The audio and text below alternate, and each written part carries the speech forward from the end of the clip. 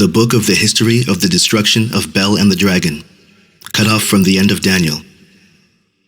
And King Astyages was gathered to his fathers, and Cyrus of Persia received his kingdom.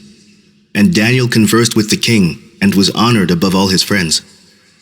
Now the Babylonians had an idol called Bel, and there were spent upon him every day 12 great measures of fine flour, and 40 sheep, and 6 vessels of wine. And the king worshipped it, and went daily to adore it. But Daniel worshipped his own God.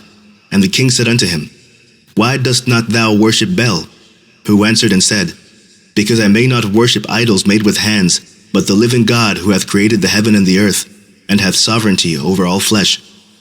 Then said the king unto him, Thinkest thou not that Bel is a living God? Seest thou not how much he eateth and drinketh every day? Then Daniel smiled and said, O king, be not deceived, for this is but clay within and brass without, and did never eat or drink anything. So the king was wroth, and called for his priests, and said unto them, If ye tell me not who this is that devoureth these expenses, ye shall die. But if ye can certify me that Bel devoureth them, then Daniel shall die, for he hath spoken blasphemy against Bel.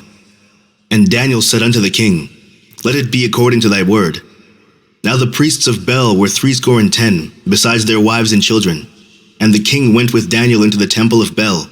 So Bel's priests said, Lo, we go out. But thou, O king, set on the meat, and make ready the wine, and shut the door fast, and seal it with thy own signet. And tomorrow, when thou comest in, if thou findest not that Bel hath eaten up all, we will suffer death, or else Daniel that speaketh falsely against us. And they little regarded it. For under the table they had made a privy entrance, whereby they entered in continually, and consumed those things. So when they were gone forth, the king set meats before Bel. Now Daniel had commanded his servants to bring ashes, and those they strewed throughout all the temple in the presence of the king alone.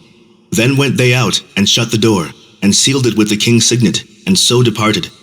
Now in the night came the priests with their wives and children, as they were wont to do, and did eat and drink up all.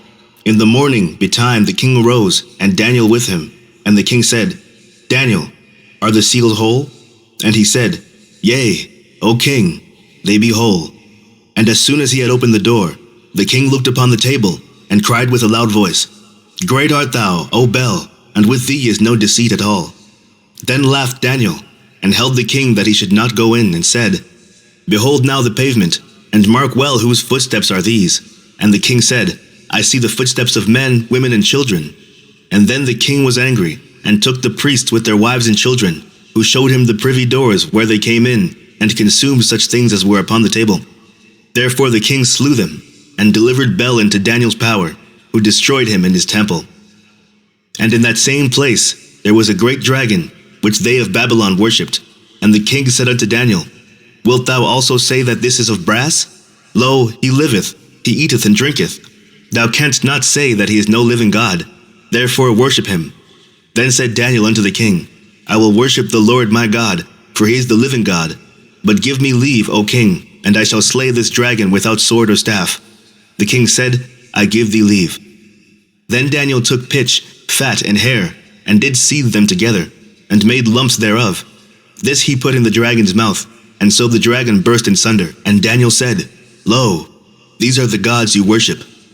When they of Babylon heard that, they took great indignation, and conspired against the king, saying, The king is become a Jew, and he hath destroyed Bel, he hath slain the dragon, and put the priests to death.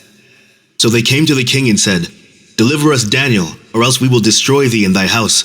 Now when the king saw that they pressed him sore, being constrained he delivered Daniel unto them, who cast him in the lion's den, where he was 6 days. And in the den there were 7 lions, and they had given them every day 2 carcasses and 2 sheep, which then were not given to them to the intent that they might devour Daniel. Now there was in Jewry a prophet called Habakkuk, who had made pottage, and had broken bread in a bowl, and was going into the field, for to bring it to the reapers. But the angel of the Lord said unto Habakkuk, Go, carry the dinner that thou hast into Babylon, unto Daniel, who is in the lion's den.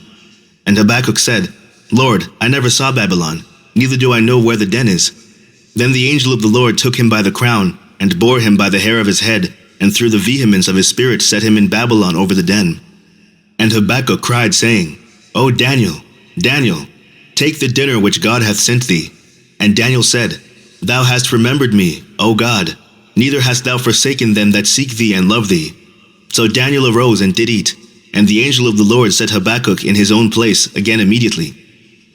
Upon the 7th day the king went to bewail Daniel, and when he came to the den, he looked in, and behold, Daniel was sitting. Then cried the king with a loud voice, saying, Great art thou, O Lord God of Daniel, and there is none other besides thee. And he drew him out, and cast those that were the cause of his destruction into the den, and they were devoured in a moment before his face. The end of the book of the history of the destruction of Baal and the dragon.